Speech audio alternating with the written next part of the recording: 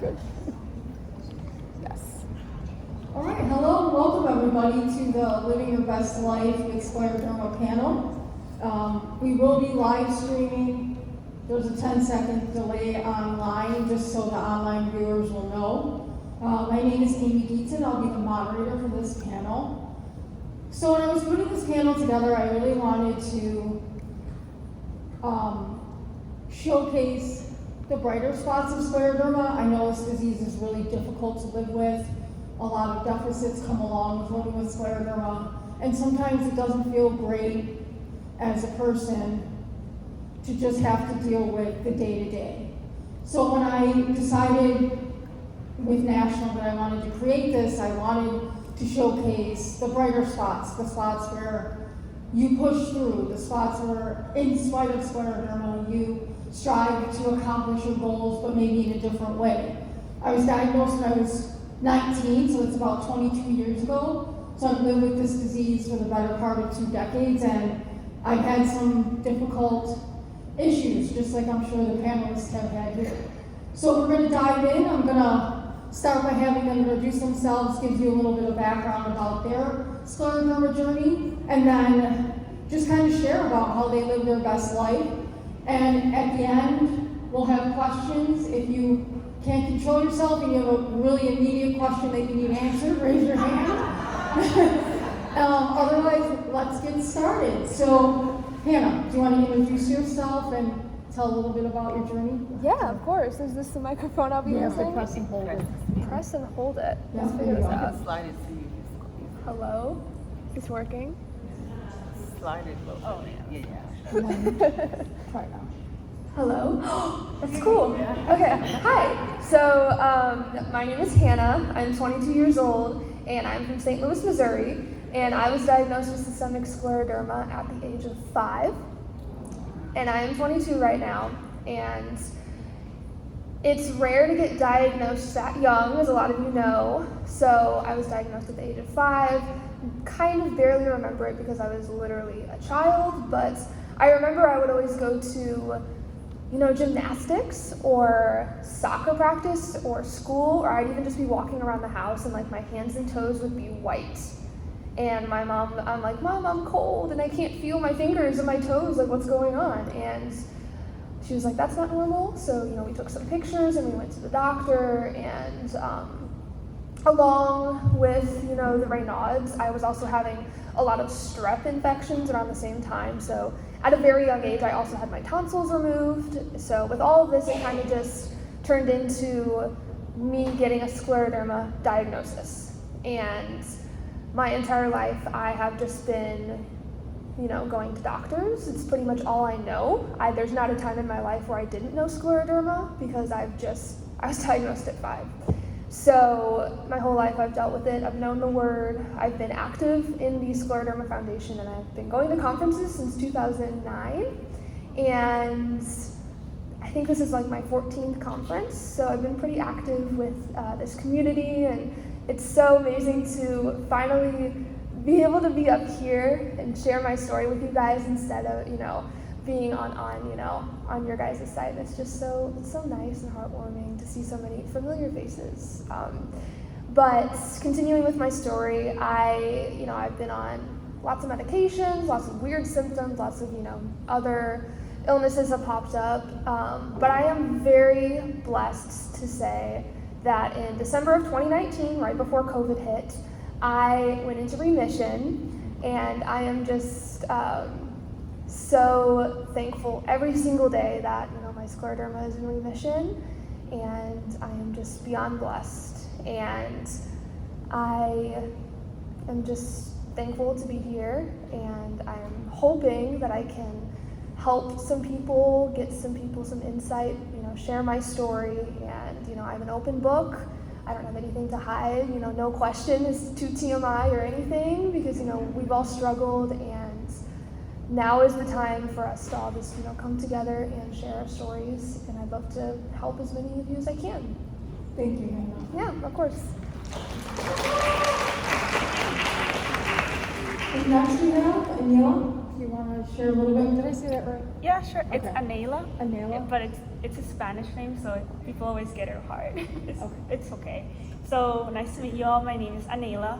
This is the first time that I'm coming to conference. I'm very excited.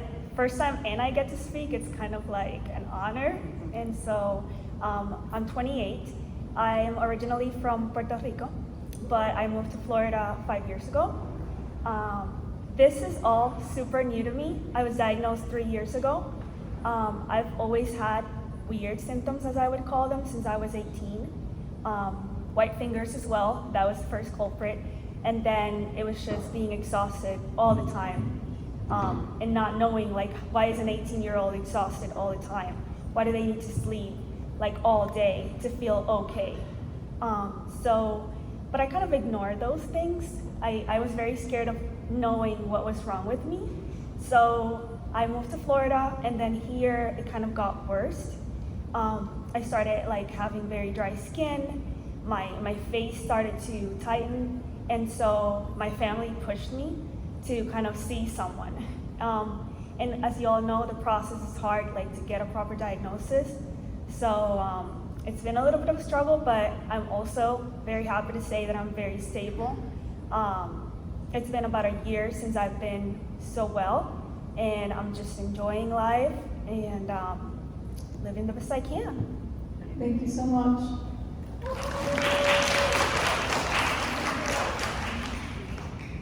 You ready, Kira? Yeah. You gotta press them till the light comes on. Press and hold. I pressed it, but I think I have to just. Yep. Nope. Is the light's gotta stay? No, it's on, but when I take my finger off. Okay, then you might have to just hold it. So I'll just hold it. So yes, my name is Kiara, and originally I'm from Detroit, and I moved to Los Angeles probably around 8 years ago. I work in television production, so I'm kind of like behind the scenes helping to make TV. And I moved out there to pursue my dream, and I've been diagnosed for about 3 years, so I'm fairly new as well. In June, I was diagnosed, June of 2020, and I believe COVID exacerbated like my symptoms and made everything worse.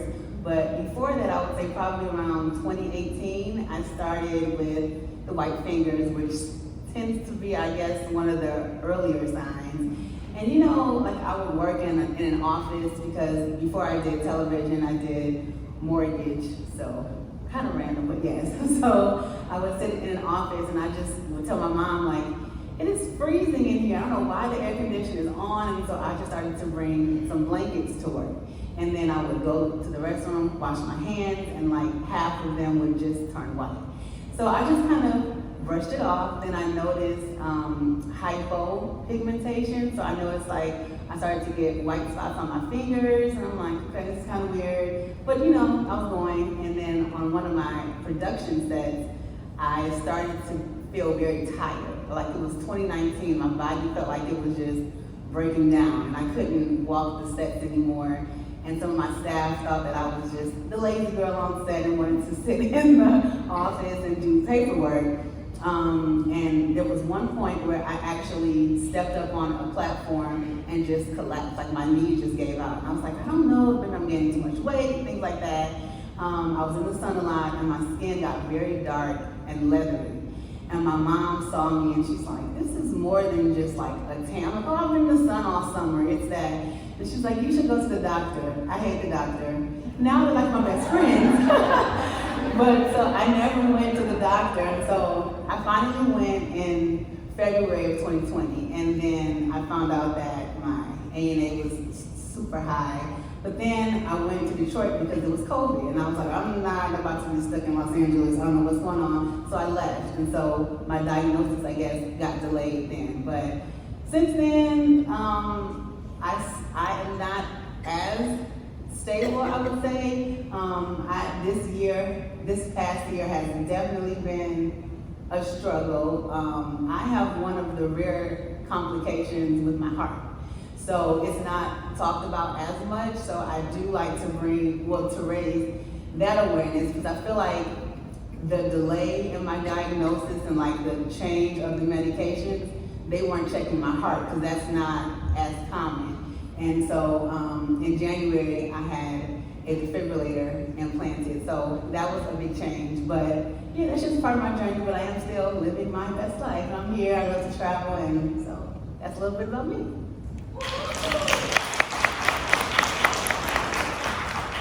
And last but certainly not least, Mr. Alex. Hi, my name is, gotta hold on, okay. My name is Alex. I'm from Albuquerque, New Mexico, and I'm 18 years old. Shout out to all the guys with Scleroderma out there. Woo! Yeah.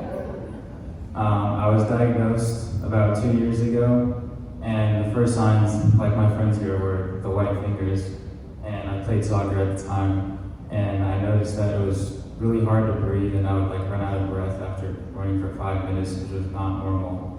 And so I was like, what's going on? My body didn't feel right, and I would get really tired pretty quickly.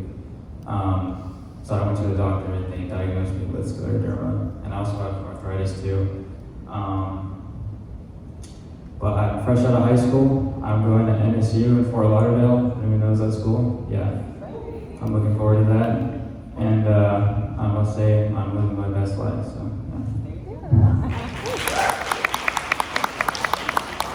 Thank you guys, I appreciate you and coming and sharing your journey. Ooh, the lights are going off. I think you tapped something.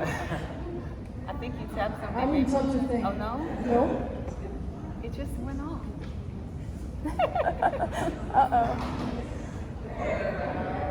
Thank you. So let's just kind of dive in and get to the meat of. Oh, we're back. Yay. So, you talked about.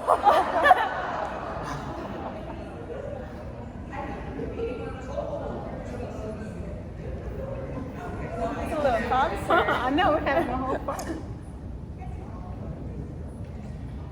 So we talked about a little bit about your guys' journey and how you were diagnosed, and the difficulty in that. I want to talk a little bit about finding care. A lot of times when you're diagnosed with scleroderma, it's hard for you to find doctors that kind of specialize in that. I'm just gonna keep going, in that arena. So was it difficult for you to find care?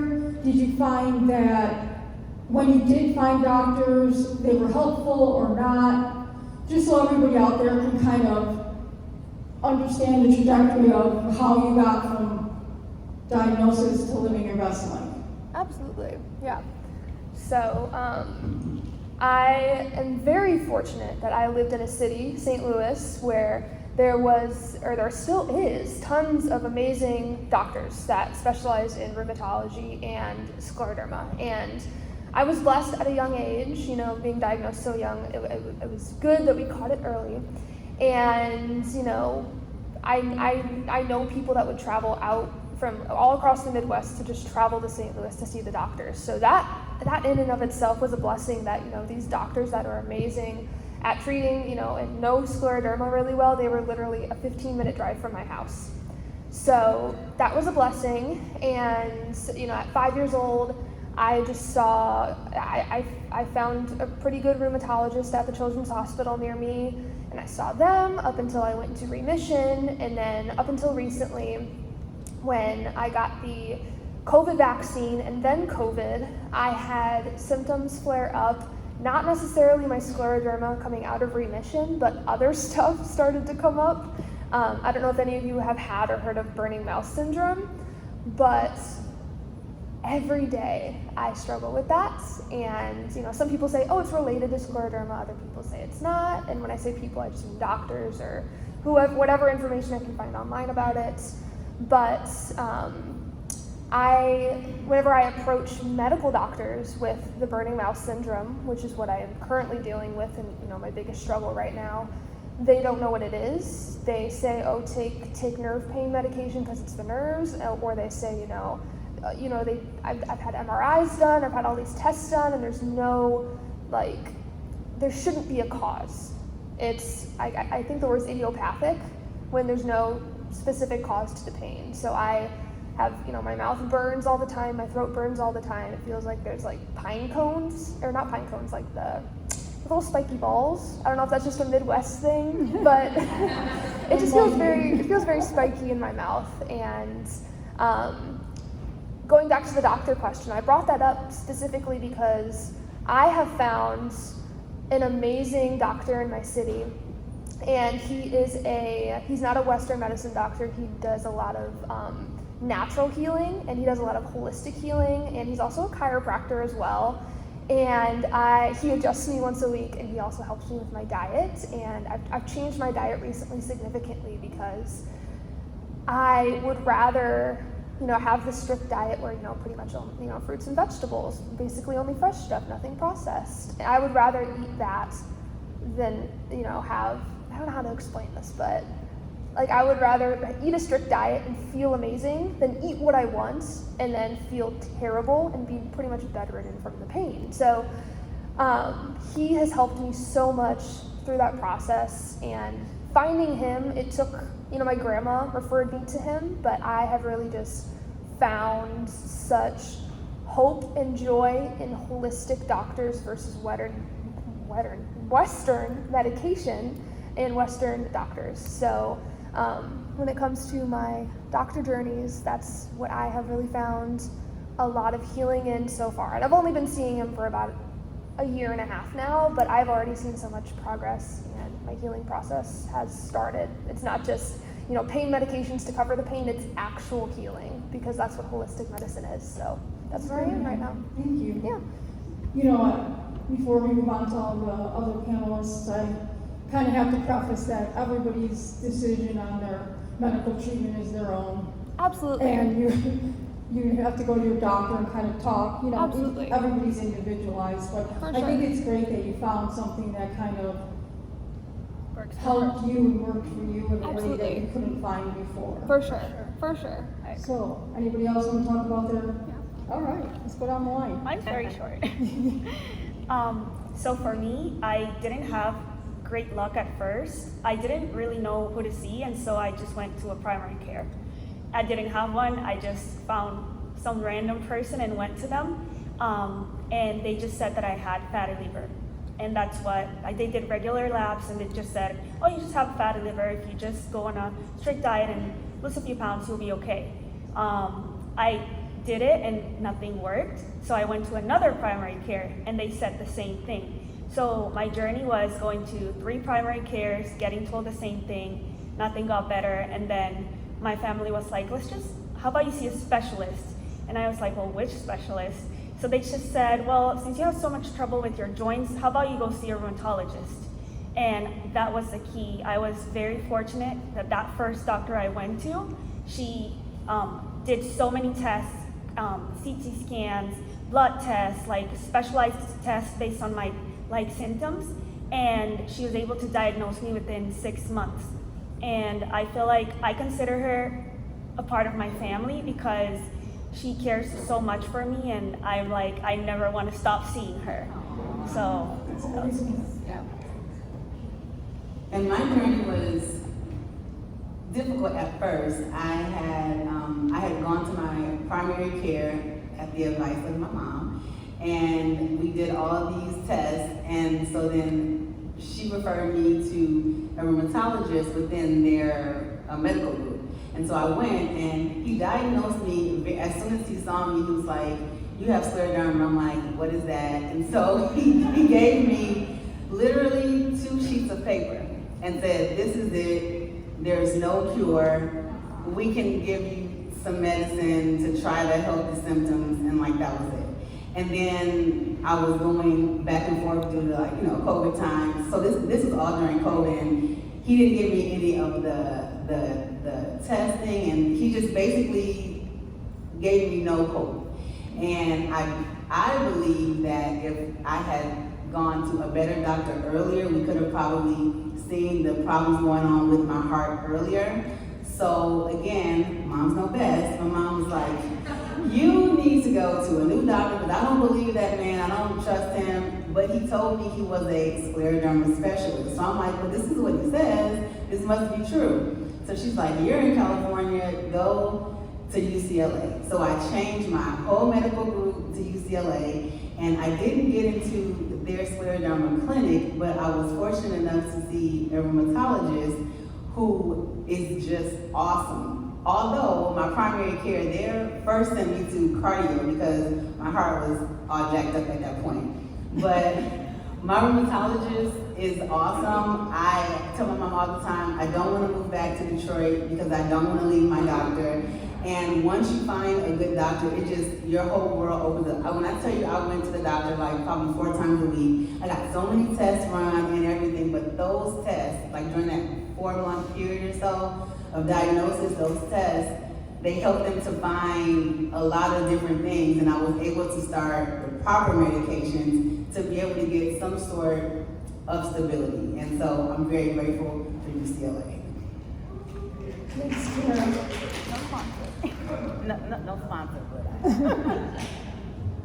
So for me, actually, this whole thing has been pretty straightforward, and I'm very fortunate that it worked out. So because my first symptoms were the raynaud's and the arthritis, so logically my primary care doctor sent me to a rheumatologist. And since I live in Albuquerque, there's not that many like specialist doctors out there. So I ended up having a rheumatologist from Mississippi, Dr. Washington, shout out. Yeah, and we ran a bunch of tests, and she just knew I had scleroderma. She diagnosed me, and ever since she's been treating me really well, and we've got this whole thing under control. And yeah, I'm really lucky. And now we're transitioning since I'm moving to Florida, and I'm also 18, so we're doing that whole transition. So I hope it keeps going well for me. Perfect. Can I ask you, Alex, if you don't mind? You know, you and even Hannah too, you guys were diagnosed as a pediatric patient. Do you find it difficult to kind of transition from seeing all your doctors as a pediatric patient now into being an adult? Like, do you find that life altering almost? You know, you've been with these people for 18 years or so, maybe less. Yeah, well, my rheumatologist I've only known for a couple of years, but I mean, we've gotten really close, so it's pretty sad to leave. But I'm just hoping that I get along with my new doctors that I'm going to have. Sure.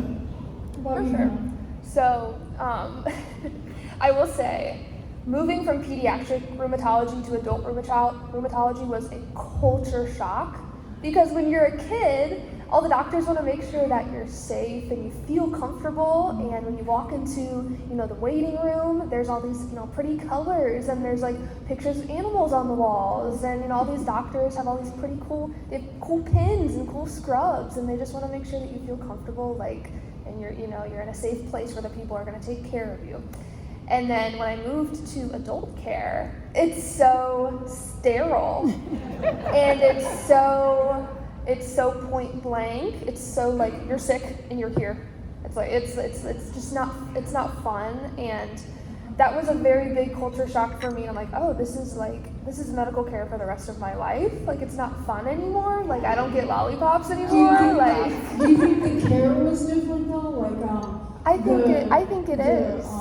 Quality of care. My personal experience, I think it is. I think, and again, this is just my personal experience with, you know, the doctors that I have seen. I feel like they take less time with you when you're an adult, because when you're with a kid and you treat a kid, you feel like, or at least for me, I think the doctors wanted to care for me because I was just this little girl who was sick, and they wanted to care for me. Now that I'm an adult, I feel like I've kind of been placed into a category of just, you know, I'm not a cute little kid that's sick, I'm just a person that's sick. I'm an adult, just another one of their patients. Sure.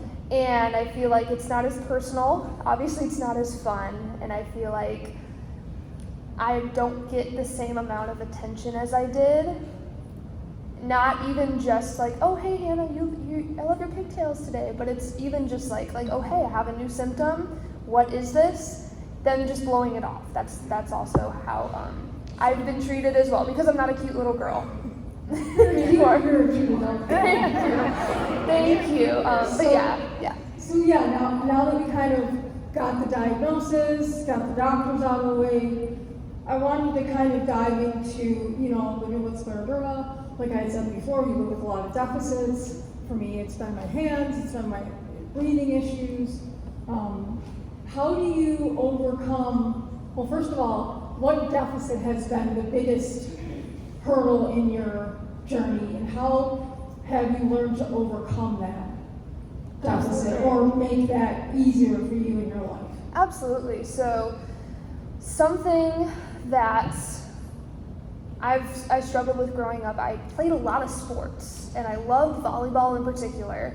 And, as you grow up, I was playing volleyball in grade school, and, as you get into high school, when you start to play high school sports, it starts to get extremely competitive, extremely, they take it a lot more seriously because people are, start to play in hopes to get a college scholarship, all of that stuff. So I still was kind of playing it for fun, and when I would play volleyball, I would get these horrible bruises all up my arms. Like they would turn like purple and dark, and it was just like, after one practice, it would just be terrible. So I'm like, this sucks because I love being active, I love playing sports, I love playing volleyball, but I can't do this. I can't do this anymore. And one way that I coped with that is I found other ways to be active, like hiking or running, something that didn't have a ball hitting my arms repeatedly where I would bruise.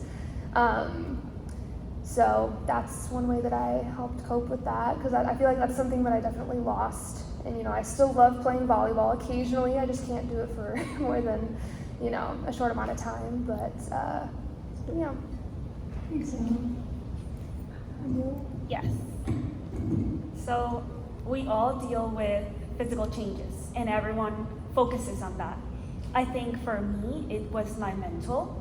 So seeing how it affects me as a person, and I think my major deficit was not being able to talk about the condition at all.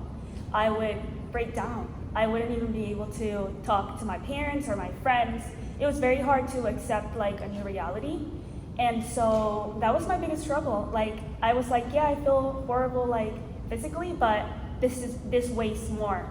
And a way that I've been able to overcome that is through community. I connected with Lauren. She works at the Scleroderma Foundation, and she's been able to connect me with so many people that I've been able to share different experiences with, and just having a more positive outcome and a better mindset has helped me tremendously. Like I'm able to, I love now talking about it. I love bringing awareness about it, and I'm no longer kind of like weighted down mentally by it. Do you feel like it was a struggle because you couldn't connect maybe with your friends that didn't have that disease, or do you feel like it was more of a mental struggle because you were trying to cope with living with it? Was it a little both? It was more like individually. It was more coping with it. It was just being afraid all the time, because that's what everyone around you that is not within the community tells you. The words that they use are like scary words and not words of like hope, or just like Hannah was saying. So it was like everyone was growing this fear inside of me, and no one was actually helping me feel uplifted about it. Right. Well, I'm glad you found the community to connect. It's great to be able to meet with other people, especially as young adults. I feel like our disease journey is a little different because those milestones that healthy individuals kind of hit, we may not necessarily hit those milestones, like college, career, children, marriage, those kind of things. So I think connecting with other people with the disease really helps. What about you, Kira? I think that my largest deficit had to do with the majority of my symptoms, I guess, would be internal. So if somebody looks at me, while yes, my face has changed, and I notice every little thing. I'm like, my face looks different. Everybody's like, you look the same, and I'm like, no, girl, I don't. And You're like, you look at me every day. Exactly. I'm like, I see see it, and it could be one day I look different, and then the next day I look totally different. Like there's certain things about myself, but a lot of the problems I think are that they are internal, and so people see that I might need a wheelchair, and they look at me sideways like, you just don't want to walk, and and things like that. Yeah. I enjoy traveling. It's always been one of the things that I like to do, and when I go out of town, I like to be a part of like the culture, and I like to immerse myself and go swimming and like diving and just like all of those different things, and having to ask for a wheelchair and having to explain that this is this, or having to tell my friends I can't hang out, because I was the girl that would go. I was out at the clubs, drinking all this stuff, and they look at me now and they're like, you're tired, because I look like, oh, I can still do it. And so having to cope with understanding my body and knowing that it's okay, I don't have to have an outward facing disability. I still have a disability, but it doesn't have me, and I can still just find new ways to enjoy That's great. Thank you for that. What about you, Alex? One of the big deficits. One of the big deficits for me was with my hands, because I'm a musician and I play guitar and trumpet. Yeah, and playing guitar especially was really hard, because I used to get these like really bad ulcers on the tips of my fingers, and it would just be like straight up painful to play. But I mean, over treatment and time, it's honestly gotten better, and I haven't had an ulcer in like a year probably. Yeah. Now, can I ask you, Alex, because sometimes there's a facade that men are supposed to be strong and take care of everything and do outside work and cut trees or whatever. But I think like when you're living with scleroderma, that changes in terms of your strength and how you can handle doing day-to-day things. Did you have, was that hard for you as a male patient? I mean, I was never like really into that. Okay. Like I didn't really care about that, and I mean I lift weights though. Like apparently I guess that could be considered a masculine thing. Yeah, but Sure. I don't lift weights just because I want to be like manly. I just lift weights because I want to be healthy, and I honestly enjoy it. Got Yes. it. Okay. Just wondering. That went nowhere. Okay, so now that we kind of talked about our deficits and... I think there's a question. Oh, a question. Nelly. Alex, I wanted to ask for anybody, you mentioned the big soccer initiative when you had gotten diagnosed. Are you playing soccer in college, or are you using any sports? The question was, do you still play sports or soccer now that you're in college? Well, I quit soccer 2 years ago when I was diagnosed, but that's kind of like more than just the scleroderma. Like I really didn't want to play anyway. But yeah. Okay. But I still exercise. I still run when I can and lift weights, and yeah, I still enjoy doing physical activity. Nice. So I want to kind of dive into quickly your relationships and friendships and your intimate relationships and boyfriends, girlfriends, what have you. Do you feel like that has changed after diagnosis? I know sometimes it's really hard to kind of live with your body changes, and sometimes your friends or whoever, they don't really get that. So have you had those kind of situations in your journey, and if so, how did you deal with kind of overcoming that? Absolutely. I mean, with having a chronic illness, it affects every part of your life. There's no way to avoid it or stop it or suppress it. And, I was diagnosed at 5, like I said, and the question posed was, before versus after diagnosis in your relationships, but, I was a child, I didn't really have, a lot of relationships in kindergarten. I hope not. Yeah, yes, absolutely. So, yeah, I mean, growing up, I've always had I I was always taking medicine, and it was, in high school I kind of, it wasn't the first thing I would tell people, and it didn't really impact my friendships up until high school when I started to get terrible, terrible side effects from the methotrexate. I'd been on methotrexate basically since I was 5, since I was diagnosed. I think that's what they put me on after they tried steroids. But I was put on methotrexate from 5 to 19, and as I got older and as I grew with the medication dose went up, and about the time I got into I believe 7th grade, all the way up into high school, my relationships started getting impacted because I wasn't at school, and I was taking a lot of sick days because the methotrexate would just give me migraines, and I just want to lay in bed all day. I couldn't see sunlight, I just wanted to sleep, and I was sore, and I just felt like I just felt terrible. So with my relationships, in high school, that's the time when you're supposed to be dating and having your first boyfriends, girlfriends, or whoever you want to date, and you start exploring that area of your life, and you start having, building long-lasting friendships, and I was sick in bed. And, I feel like this would have been a better deficit than, volleyball, but I should have mentioned that last question, but yeah, one of the major deficits is just having, a relationship.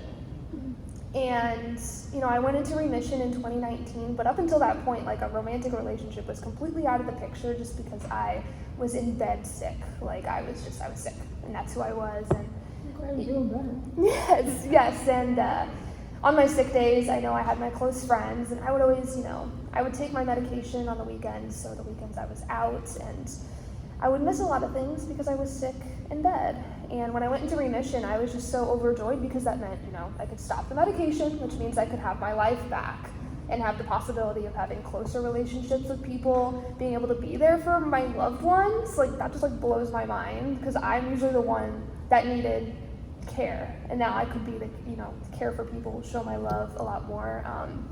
So I am very happy to say that I recently got into a relationship, and it's my first serious relationship, and I'm so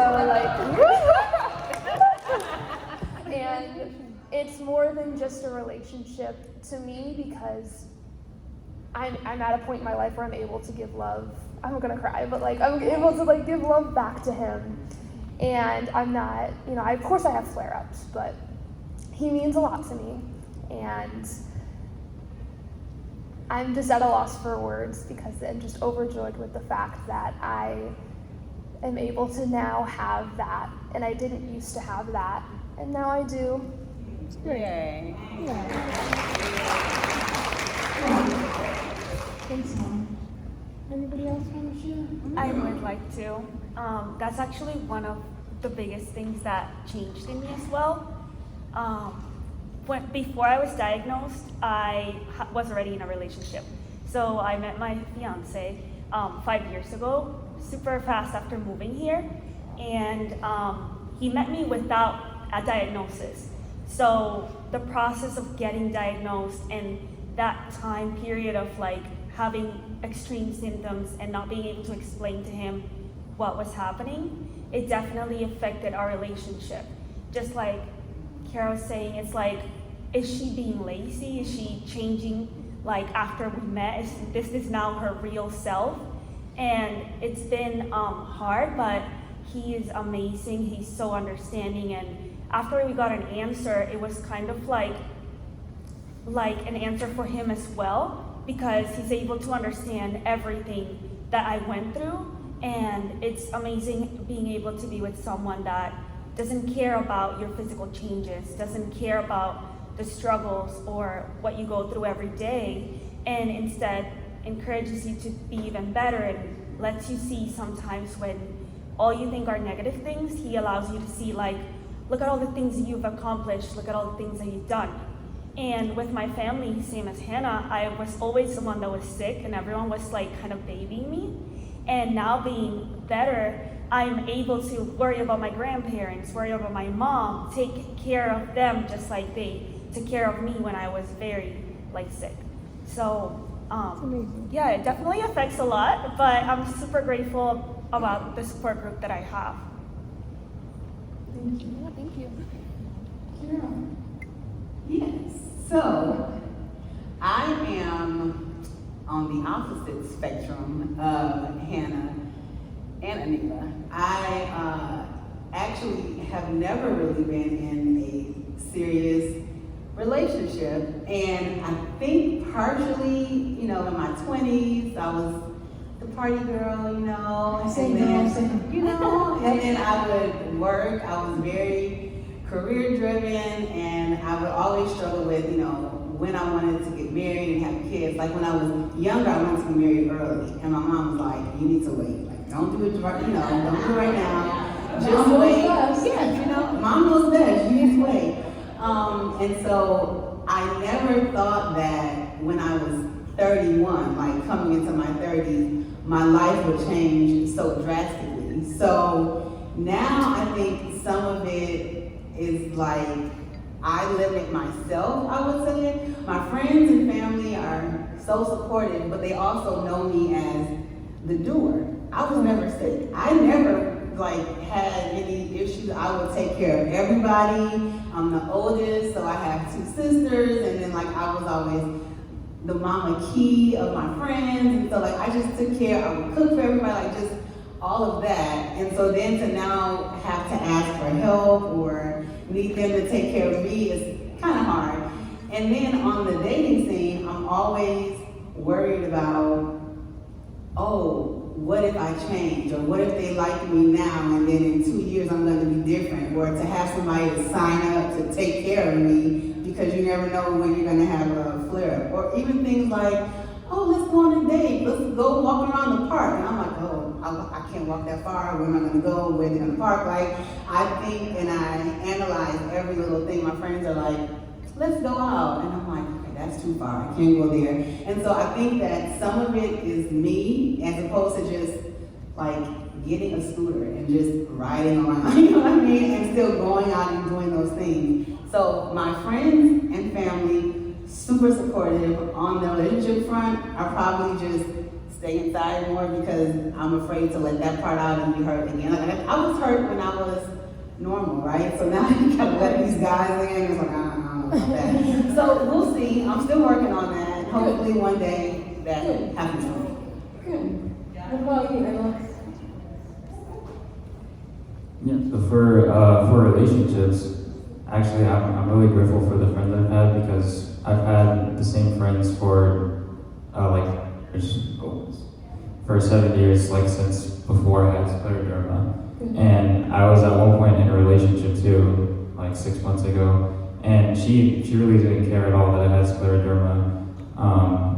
And for my friends, we go to the gym together, 5 days a week, and they always push me and encourage me to do my best. And I don't think they actually know how hard it is to live with Scleroderma, but I appreciate that they're still there for me and they push me to be the best version of myself. And they get mad at me when I don't go to the gym. Good. I encourage everyone to surround themselves with people who make you a better person. That's great advice, Alex. So we probably have about, 10, 15 minutes left, and I really wanted to get to this question because I think it's so important. If you could share one word about your journey that kind of describes you as a person and everything that you've been through, what would that word or words be and why? The first word that just comes to mind for me is resilience, because my life recently, just over the past couple of years, I did go into remission and all that stuff, but I have had a lot of other health issues pop up, unfortunately, over the past 2 years. And, I've been at my lowest point, and then I'm like, oh my gosh, I'm never gonna make it out of this. I'm in such a bad place mentally. I'm not useful to anybody. I'm just sick in bed. I don't feel like I'm gonna be able to come out of this. And then, a couple months later, the next thing I know, I feel pretty stable, and I'm talking at a panel in front of a bunch of people. And, life is just a roller coaster. And of course, with having a chronic illness, you learn that very quickly, and every day is just, you never know what to expect. Are you going to have a flare-up? Are you going to have a great day? Are you going to be in a good mood? And I think resilience is the word that I will put on me, because I feel like I get back up even when I feel like I'm never going to get back up again. I get back up anyways, because I know that there's people in my life that I have to get back up for. And I know that my future self is going to want me to get back up. And, no matter how many times I get pushed down, I'll be resilient and I'll just get back up. And that's my answer. That's right. That's very good. Thank you. What about you, Mila? What's your It's word? very funny because I also wrote it down. I think I don't want to speak for everyone, but I think that is the word for the community. I see so many faces here, and that's what I see in everyone. I see resilience. I see people from so many different age groups being here, sharing awareness, and just like Hannah said, it's a journey, and it's about how hard do you want to live the best of your journey. So for me, I always want to, I think about the future a lot, that I'm a little of an overthinker. And whenever I think about the future, that just pushes me to do my best. Like, yes, you'll have doubts about will I be able to do this? But I proved myself wrong when I thought I wouldn't be able to graduate. I was able to graduate with a bachelor's. And I was like, okay, check, what's next? I always try to think about what's next for me to keep that mindset and that willingness to continue to live, because I think that's a key in your journey. Your attitude will improve. I have a strong belief that your attitude will improve your diagnosis and your quality of life. 1,000%. Absolutely. Thank you. How about you, Kira? So this one was just always hard because there are so many words when you think about what your journey is. And so the word that I came up with is reflective. And I say that because my journey as a whole has forced me to look inwardly and to think about how life was, how life is, how life can be. And you realize all of the things that we go through, we may think about it in terms of an illness or a disability or something that we have, but it makes you understand how precious life is, no matter if you have an illness or not. Your life can change any day. You can walk outside and there could be something else. So what will you do? Where does your strength come from? We are super resilient. When you think about all of the doctor's appointments that you have to go to and you have to keep going. For me, I struggled with depression, and I would just kind of turn in because I'm always the strong friend, So everybody comes to me, and when I needed somebody to turn to, I'm like, who do I turn to? And then just understanding that I have the ability to adapt. We all have the ability to adapt. I can work my job. In between, I would take time off and go to the doctor, have a scan, come back to work, and they were always like, Kira, you're so strong. I'm like, am I? Because most times I feel weak. And so I just needed to reflect on how my journey is and know that I had a whole plan. I had a whole plan for my life, or what my life was supposed to be like. Yep. And now every day I'm like, I'm up today. We're gonna see what today is, and we'll deal with tomorrow and next week, tomorrow and next week. And my mom always says this thing: don't borrow tomorrow's troubles today. And so it encourages me to live each day. I told you moms know best. And she's right there. And so each day you just need to live your best life, focus on how you're feeling that day. Even if you're having a challenging day, reflect on, okay, but I got up, and maybe today was better than yesterday, or maybe today is not so good, but tomorrow could be a whole different day. And so it gives you that thought to keep going. So I just had a very reflective journey overall. Amazing. Thank you, Kira. Alex? I was actually going to pick resilience, but you guys stole my word. So to switch it up, I'll go with persistence. Kind of the same thing, but Yeah. Because, I mean, for me, 2 years ago, I was probably at the lowest point of my life because it was COVID and I was just diagnosed and I'm like, what's going on? I can't really play soccer and my hands are cold and I have arthritis and all this. But just the whole time in the back of my mind, I was like, I don't want to live the rest of my life like this. Like, I refuse to let this happen. So just mentally for me, I've just been persistent and I'm like, I want to live the life I want to live and do what I want to do. And now I mean, this is like fully under control for me and I'm living my best life. So choose the life you want to live. Thank you. Thank you guys, all of you. We have about, I want to say 3 minutes left, so if anybody has any questions in the audience, now would be the time. Yes, ma'am. My question is, at the beginning you stated that you were in remission. Yes.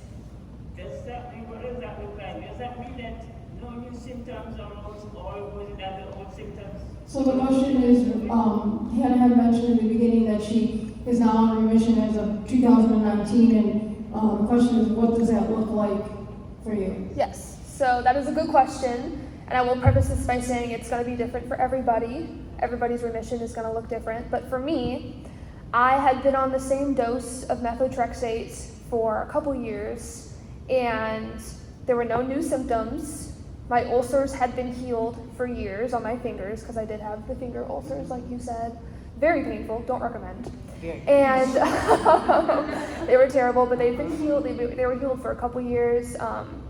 And every time I went to the doctor, every 6 months, they give me a full workup, ask if I had any new symptoms, and the only thing I would ever complain about was the side effects for the methotrexate. And I'm like, oh, there really isn't anything new with the scleroderma. My Raynaud's is pretty much the same. There's no new ulcers. There's no, progression. It's pretty much the same. And the only thing, like I said, the only thing I would go to the doctors for is to manage the side effects for the methotrexate. Like, oh, they give me migraines. What can I do about the migraines? Or like, oh, they make me feel weak. Like, what can I take? So you're kind of saying, like, you have no new disease progression. Yes. Your scans were stable. Yes, normal. and so I brought that up to my doctors. They didn't tell me. I had to bring it up to them. I'm like, hey, I'm on this medication for what? Because I feel like my disease has stopped. Like, why am I on this medication? And they're like, oh, you can stop that if you want.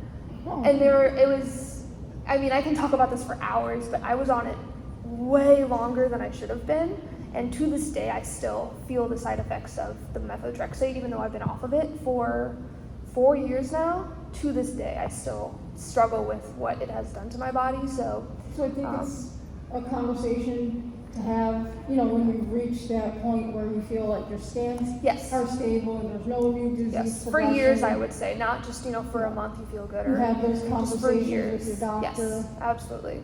And you guys figure it out together. Absolutely. And that's great that Yes. that happens. Yes. Yeah, very blessed. Anybody else? In the back, and then Debbie, I'll get to you.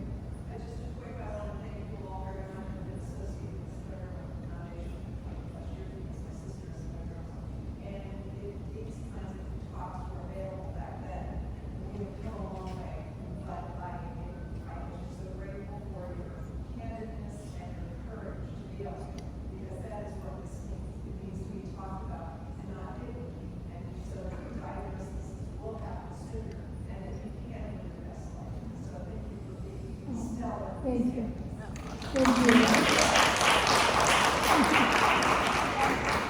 All right, Debbie, next question. Is, you said Scleroderma was pointing your mind.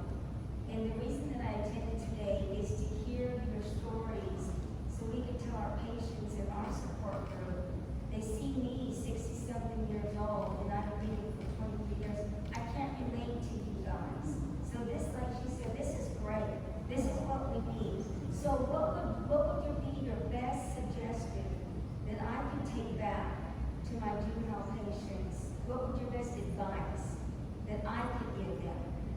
Alex? That they're starting the journey that you guys have been through. What would you suggest? Because they're probably thinking the same thing you guys are feeling, but they don't know how to express it, they don't know how to deal with it. So what would be your best advice that I can take back to them? I have. Yes. All right, notes. I need to put on the spot. Super fast. My first suggestion would be don't Google. Don't Google. Don't Google. Don't Google. Don't Google. No. And my second suggestion, which has helped me, is community. Get with people that understand how you feel, and you'll find like everything connects. And hey, they can get with me. I have no problem making so many new friends. I love it. But I think those are my key advice. I think too, just to close it out, thank you guys all for coming. I really appreciate you taking your time and sharing your open and honesty. But to finish with Debbie, I think as a patient, as a young patient, you have to be educated about your disease. You have to have those tough conversations with your doctor, your physician, with your family to set the structure of what your life's gonna look like. And don't be afraid to say you're not ready to start this treatment or say I want another opinion. I think asking the tough questions, having those conversations, being educated about what's going on with your body, what's going on with your life is what really changed the trajectory of my disease as a young adult. So I think that's important as well.